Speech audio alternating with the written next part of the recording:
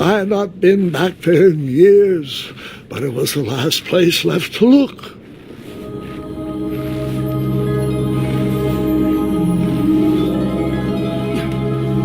Those lost wishes weren't the treasure I was after.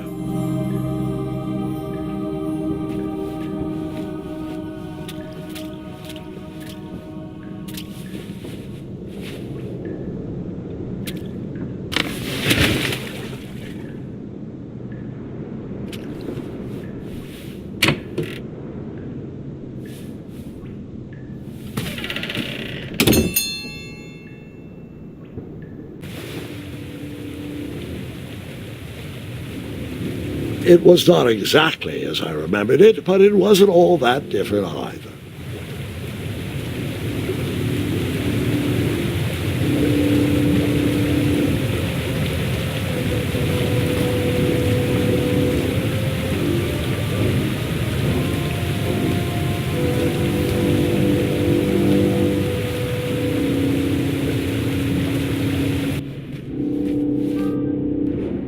Two odd contraptions guarded the lost treasure.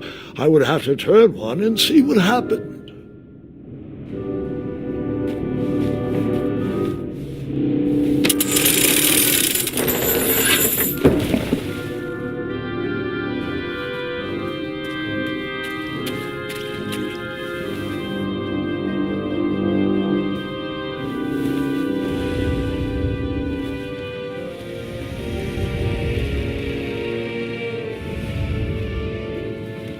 Buckets, barrels, butter churns, and beds were jammed into every nook and cranny of that cave.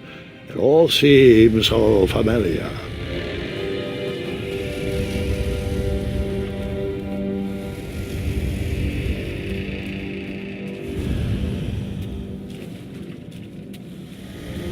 Even though the bed was very comfortable, this was no time to hide under the covers.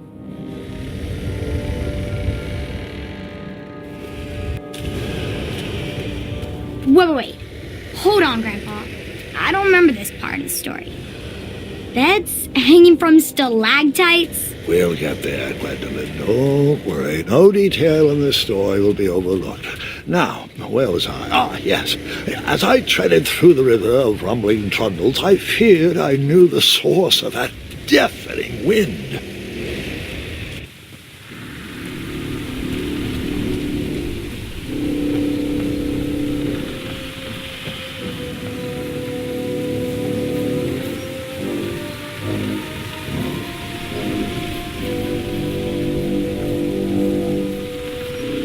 Nestled beneath a slumbering pile of teeth and claws was... Fabled mirror. Oh, so you remember this part of the story. Well, dragons are my favorite. Do you want to tell this part? Yes. King Edward sent me, the greatest knight in all of Daventry, on a quest to return his stolen mirror. A gigantic, hulking beast of a dragon was the last thing my way to... My way to add a shinier hat to my collection.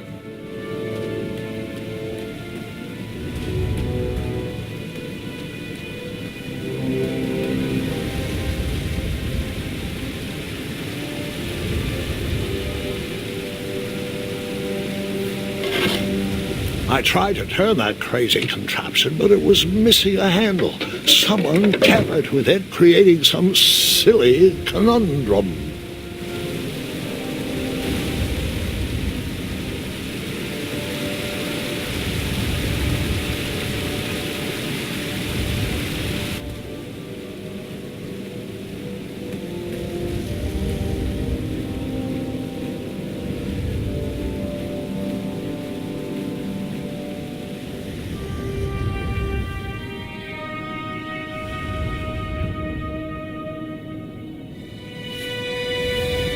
So, the missing handle was booby-trapped?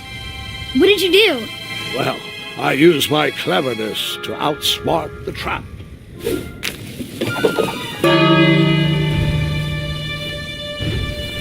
Then I used my cleverness to hide.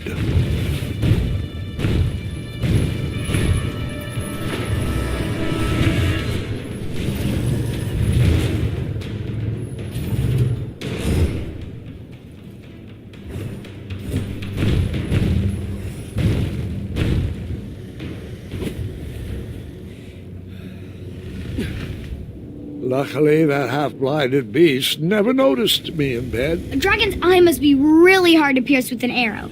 At archery lessons, I can barely hit a hay bale. It is indeed a feat only for skilled archers.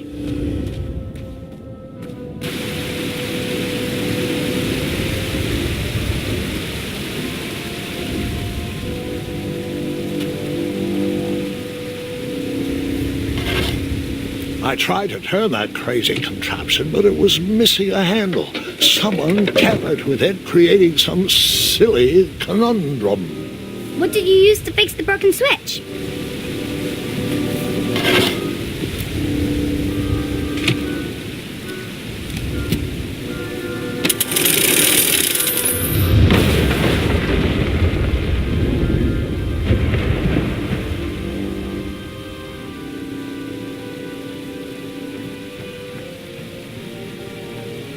The dragon's chains were coiled around a gigantic switch mounted to the cave wall. This cave seemed to be filled with failed adventures.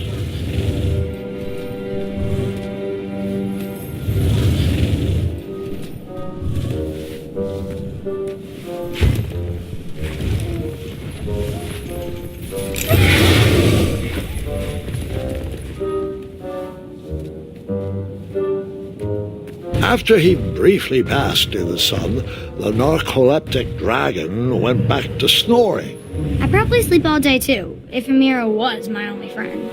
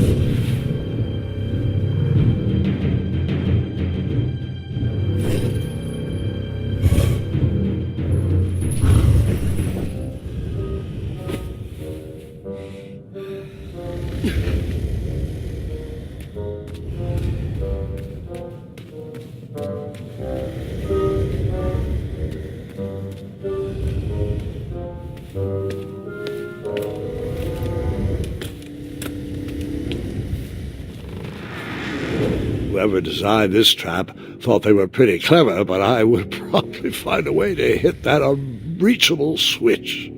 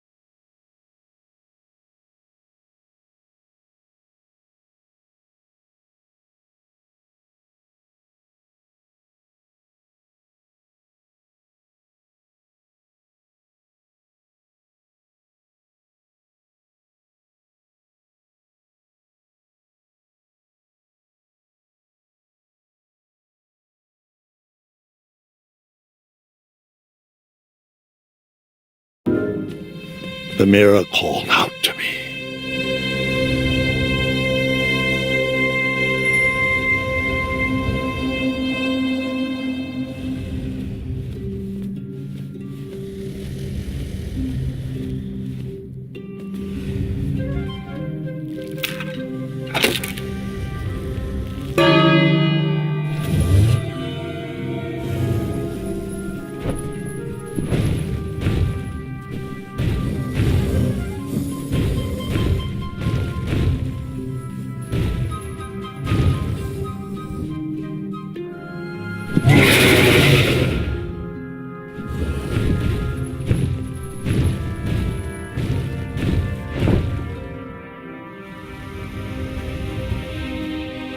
A ridiculous feeding contraption was cobbled together to keep the beast and probably its owner alive.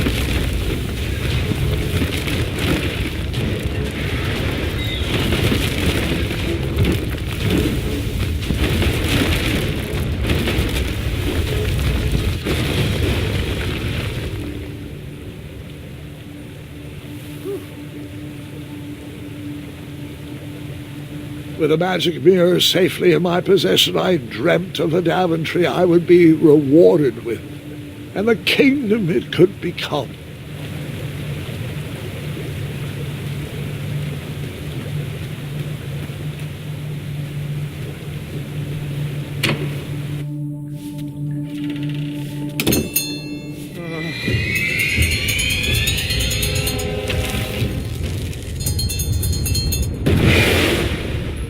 In that split second, I had three choices in front of me. Any would clear my path to safety, and all would have rippling consequences.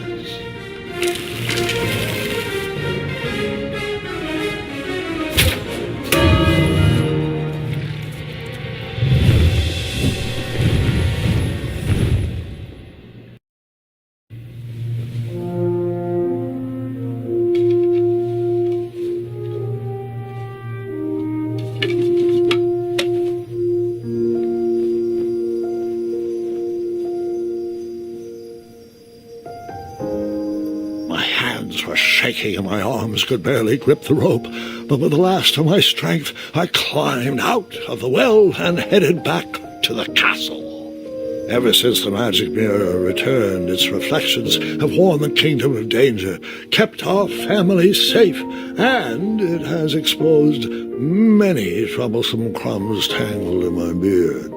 Yeah. King Edward was so proud that you returned his lost treasure that he made you king. Everyone knows that part. Now, can we get back to that dragon? Gwendolyn, there's so much more to my stories than dragons. I hope this old cap will be remembered for far more than the action tattered across its brim, sewn into the seams of many hidden adventures. All right, let's get back to the dragon. Tell me everything. How did you know shooting the bell would distract him? Over the years, I realized that the dragon was not the despicable, hideous beast Daventry had made him out to be. He was just a caged animal that was very hungry. I, too, would be violently angry if I could only eat when my neglectful owner rang the bell. I know it was a sneaky trick, but I certainly wasn't going to set a dragon loose on the town or participate in any more abuse. You really thought that through, Grandpa. I would have tricked him, too.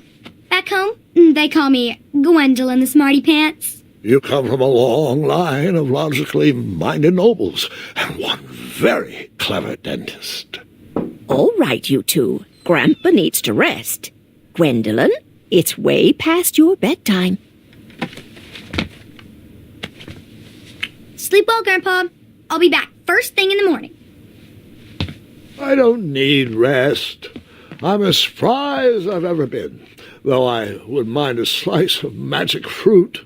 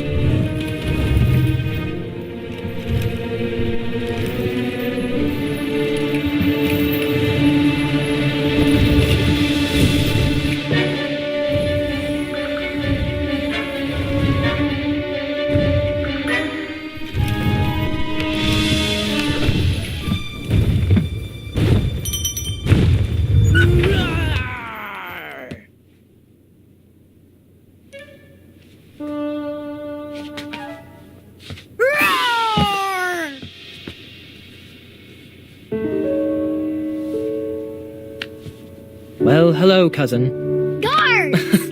I'm glad you're finally here. He's been asking about you for days. I had to sit through the same story 5 times.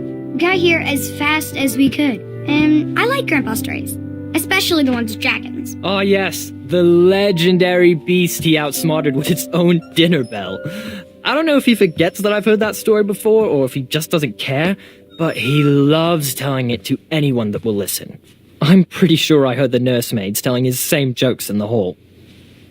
Have you heard anything the doctors are saying? Yes, doctors, wizards, magic elves. Grandfather is fine, Gwendolyn. They all say the same thing. He's just old. He still has a few good years left. Look, we're all excited that your family made the trip, but there's no need to worry. You should get some rest. I'm sure you're scheduled for a full morning of Grandfather's hilarious ramblings. Oh, I'm also scheduled for the tournament tomorrow. Ah, yes, the fencing tournament. You'll love it. I'm, of course, favored to win and will make sure you have the very best seat to view my victory. The courtyard will be filled with important people and delicious hors d'oeuvres. Oh, I'm actually competing in the tournament. I had no idea we were hosting a junior tournament. That's incredible. In that case, I will gladly be there to cheer you on and eat delectable appetizers. Nope, no junior tournament. I'll be squaring off against you. I see. Well, perhaps this is the time to stop listening to stories and finally make some of your own. Good night, Gwendolyn. Sleep well.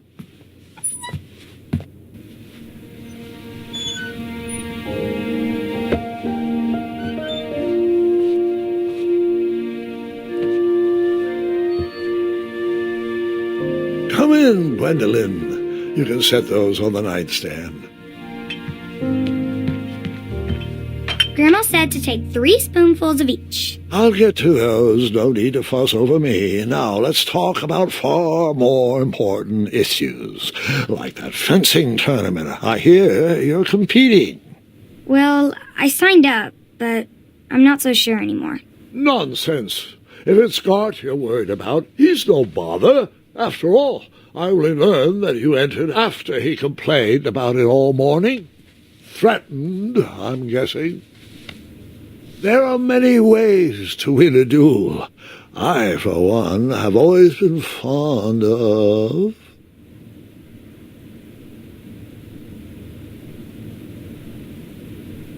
precision through practice and a deft maneuver or two.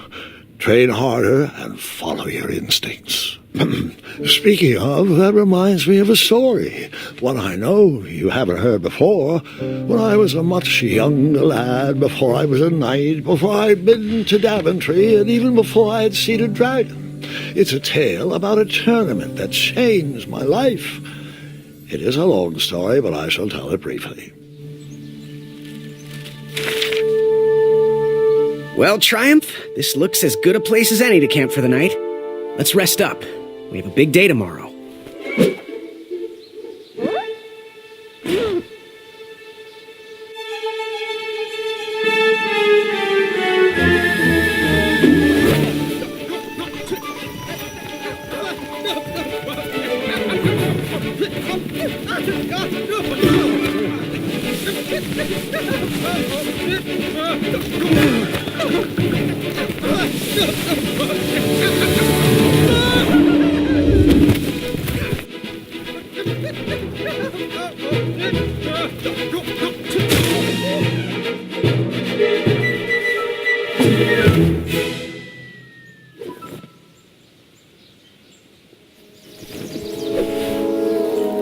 After gracefully rappelling down the cliff, I welcomed the sight of an actual road, the first sign of civilization. Daventry was just a few miles to the east. I'd read all about its wonders in my travel books. I couldn't wait to check out its famous, fantastical floating island.